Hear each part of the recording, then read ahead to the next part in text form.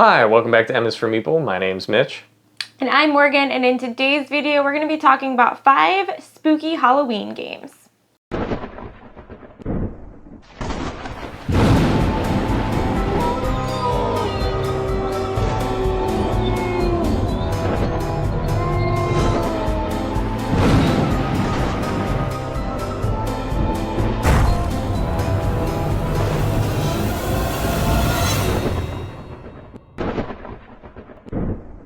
First game we're going to talk about is Betrayal at House on the Hill, published by Wizards of the Coast. Is it? Yeah. Oh, no way. Mm-hmm. Oh, and Hasbro? Dang. Yeah. Mainstream game. Yep, so Betrayal at House on the Hill is kind of like a perfect Halloween board game to play. It plays up to 6 people, I believe. Is that correct? Sure. I'll find it out. 3 to 6. Yeah.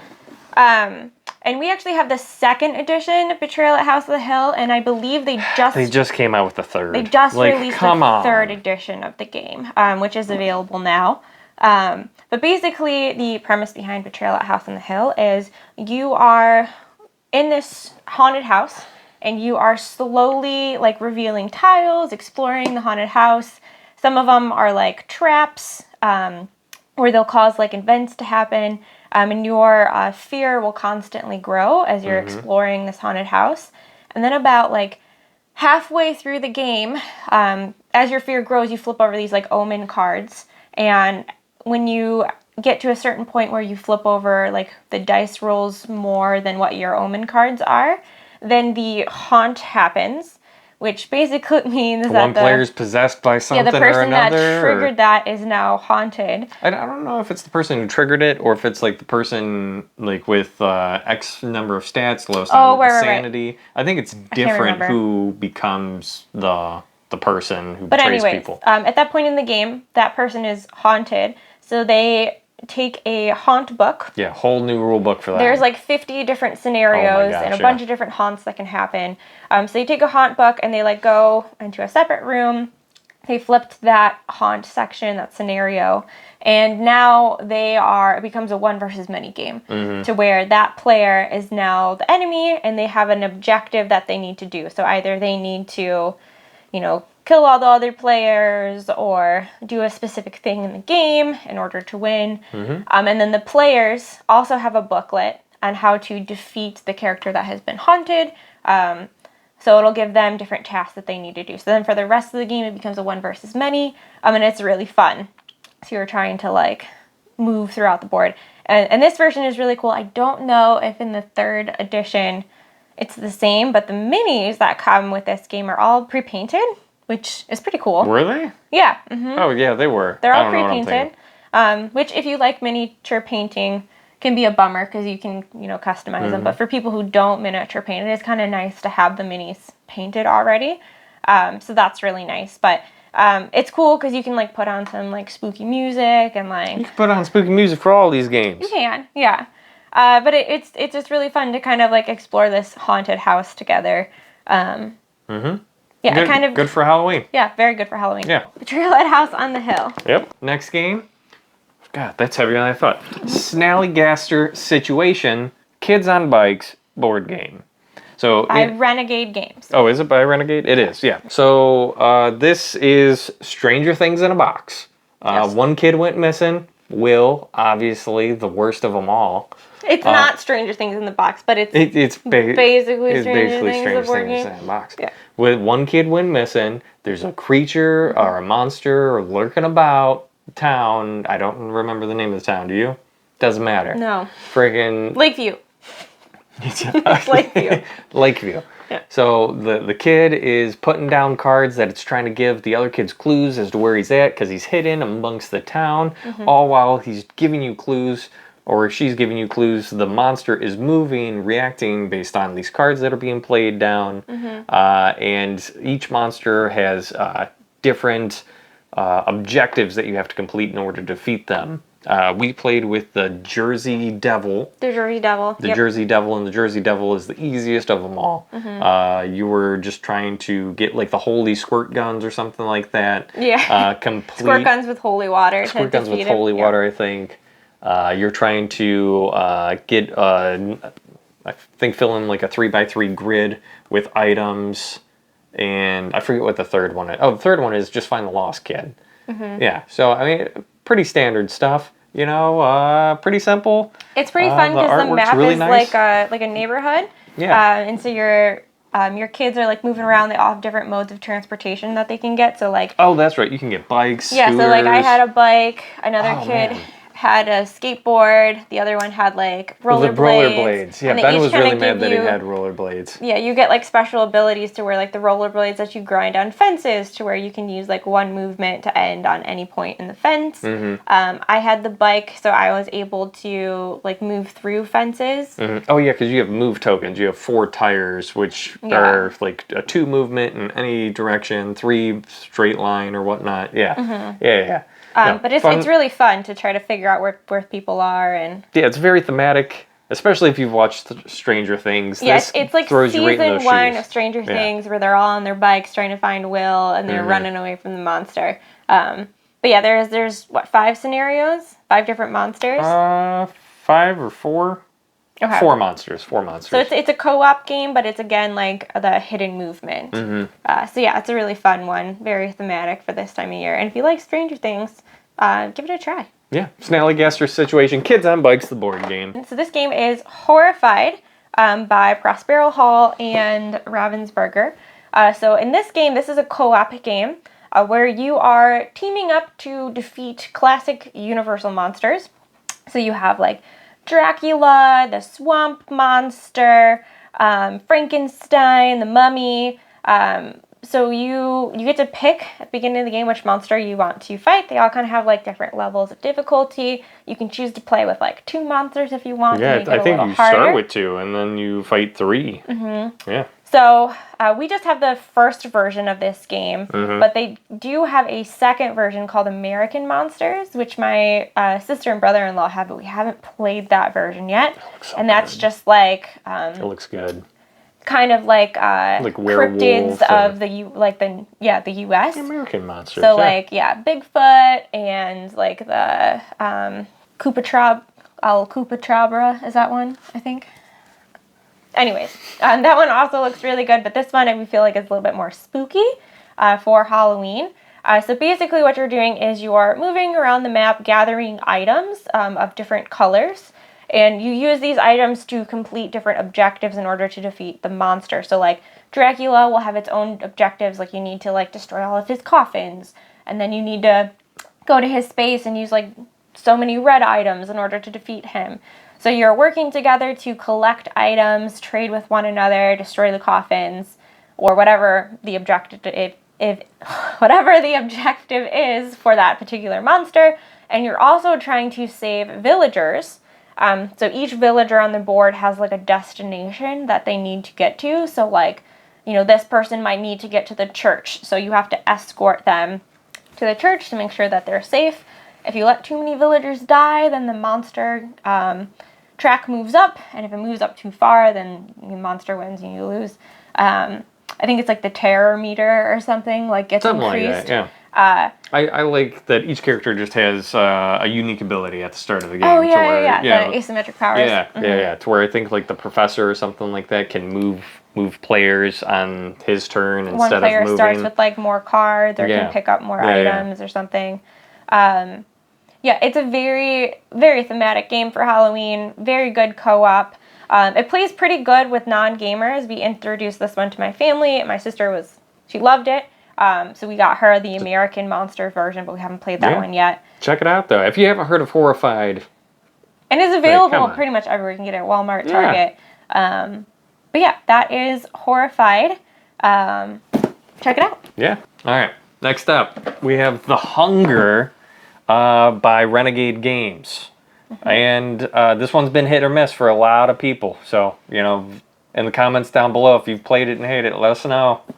Yeah, we feel like either people... You either love it or hate it. Because it's a deck builder. There's no middle ground. So people are like really compare... Because it's a deck builder push your luck. So people compare it to Clank a lot. It's similar to Clank, because rather than going down into a dungeon, you're going out at night trying to get a rose, which Rose is going to help you like in like big scoring, or you can just be focusing on eating people, as opposed in Clank where you're going down in a dungeon getting treasure. In this game, you're just trying to make it back to the castle with the most points, and points are represented by blood based on people that you've eaten, and the rows that you get also get you blood points. But if you eat too many people, it slows you down. Your deck gets thicker, and you start getting sluggish. And you might not make it back to the castle before sunlight, and you might burn. Yeah, that happened to me. Don't make it back to the castle. You don't score any points. You're in a food coma. You're going really slow. You're right. You're way down. I ate a bunch of people. Yeah. I was 2 spaces away from winning. So we really like the hunger. I think it's different enough from Clank to warrant keeping both. This one is really good to play around Halloween. It's very thematic. All of the rules thematically make sense, which we really appreciate. Yeah, every time we were like, oh, why does that happen? And then we just thought about it for a minute, and it's like, oh, of course, like, I'm confused because I just ate someone who was drunk, so I'm gonna move 4 spaces away from the castle. Right, or like eating a little kid will give me 1 movement because it was like a light snack. Yeah, give you a little bit of energy. But eating like a heavier person is like negative movement because I'm weighed down. Billy had a good diet of like fruit and vegetables, so he was a nice snack. The board, like the artwork in this game is gorgeous. It's very thematic. You kind of start with this like cool castle in the middle, and then there's like 3 different tracks. There's like a road, there's a railroad, and then there's a sea route. The sea route's the fastest because you can go through ships, and you can kind of make your way through the board, but you can't hunt on the ship spaces, so it kind of limits your actions. I don't know. We really like it. It's a very unique deck builder, and it plays differently than Clank, to where it does, because the points slow your deck down. When in Clank, like when you acquire points, it's not affecting your deck at all. Unless you get like the secret tomes or something like that. But there's a lot of strategy as far as like picking cards, because you kind of have to balance: do I want to hunt people and get victory points, or do I take a vampire power card that will give me more speed or give me more power? Because you can combo. A lot of the cards are like, oh, this card's worth 3 more movement if you have a human in your play area. So you can, if you have enough balance between people and cards, then it won't slow your deck down as much, and you can still, or you can just not hunt and take all of your movement. So there's a lot of like depth of strategy as far as... Gotta be eating people every round. Well, you lost that way. I did. As far as picking cards, I also really appreciate that there is like a ton of hidden objective cards, like tokens. Yeah, the missions. There's missions at the crypts. Yeah, so at the crypts, you can take like a new mission tile, you can swap it out with one that you already have, or gain another one, and they'll be like, oh, you'll get like 2 points per soldier that you eat. Yeah, per soldier that you eat, or you'll get 2 points if you have a rose, or, it kind of gives you like different avenues as far as strategy to go for. And you can swap them out at any time when you go to a crypt. So it's really nice, and it kind of helps you out in that way. Huge points at the end, too. To where, I think when we played, you were behind in points when you got to the castle, but your missions got you ahead of everyone else. So yeah. It's a very, very thematic game for Halloween because you're vampires, you're going out, you're feeding on people, and you're trying to make it back before the sun rises. So we really like this version. It kind of gives you the feel of Clank, but kind of in like wrapped up in like a spooky Halloween theme. So yeah, that is the Hunger. Okay, the last game in our top 5 Halloween spooky games is Mysterium, published by Lubalud. Mysterium is like your classic Halloween board game. It is it's not hidden movement per se, right? No, not hidden movement at all. It's a co-op game. You play as a ghost or a medium. The ghost was murdered, but they have amnesia. And the mediums have different tracks that they're trying to identify location, person. The killer, the place they were murdered, and the weapon. The weapon, yeah. So your basic clue guesses. Yeah, but you're using abstract cards, right? Yeah, keep going. So the ghost has all of these different cards in their screen, because the ghost sits behind a screen. They cannot communicate with the rest of the players. But they are trying to send a vision to each medium to tell them where to go. So like I might be trying to get Mitch to guess this particular person, and I might trying to be getting another player to guess another person. And so I have all of these abstract vision cards, which if you play Dixit, it's similar to that, just very abstract art cards. And I'm like, okay, I need to pick a card that will point Mitch to this old lady with like the red ball of yarn.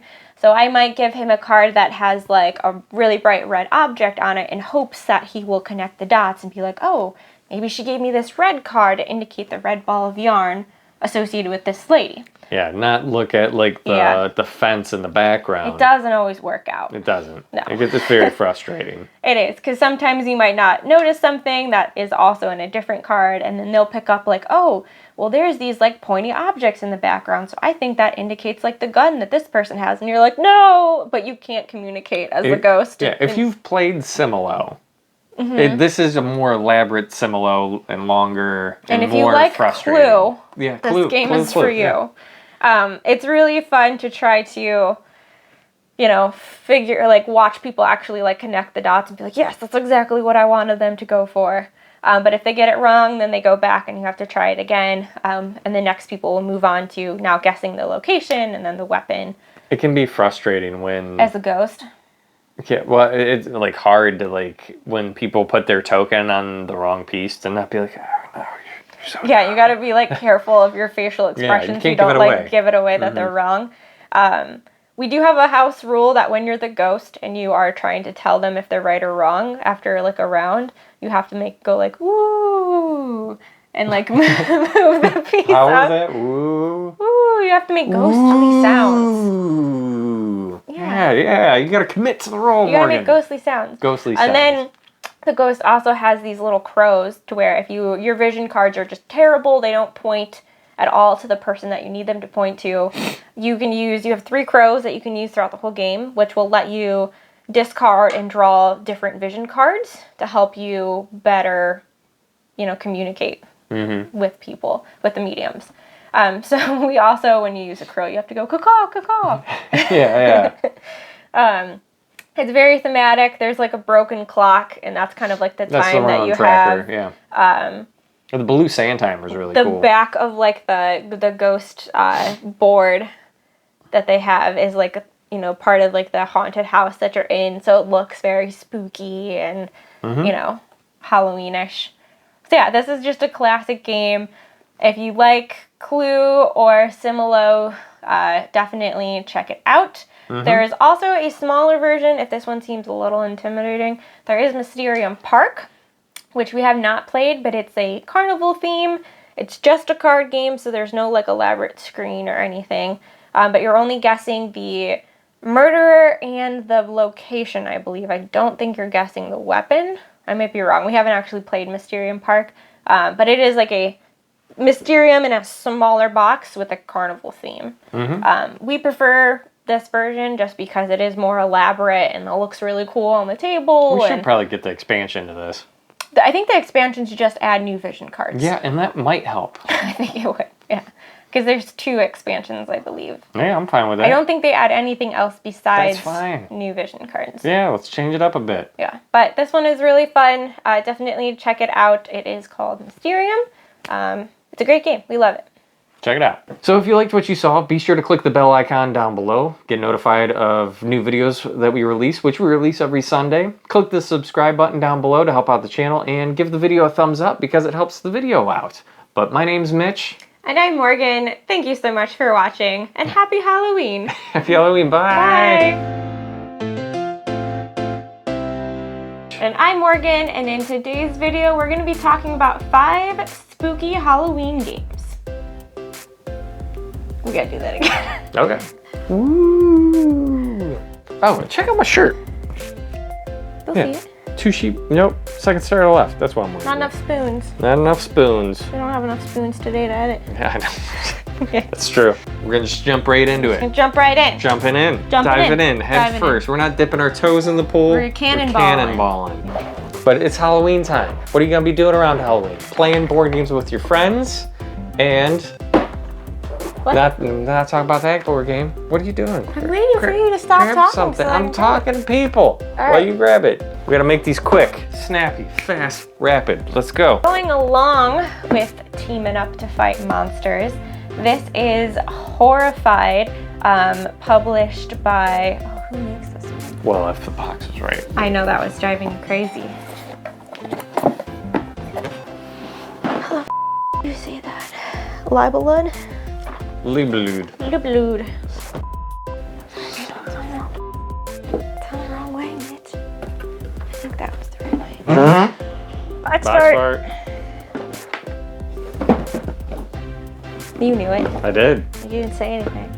I feel like if I would have said We didn't something, get a you would have box still part put that it. time. You still would have put it the other way.